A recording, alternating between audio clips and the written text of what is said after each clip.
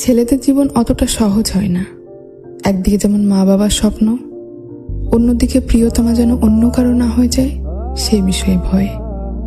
তো সেই মুহূর্তে সে কেরিয়ারে ফোকাস করবে না তার প্রিয়তমাকে সময় দেবে, এর মাঝে পড়ে সে সবকিছুই হারিয়ে ফেলে।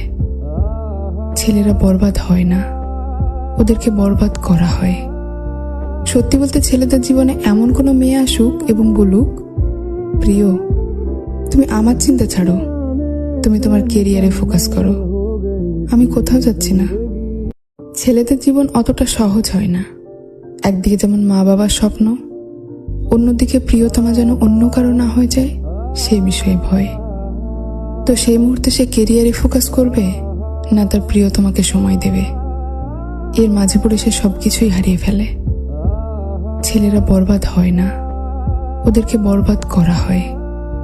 সত্যি বলতে ছেলেদের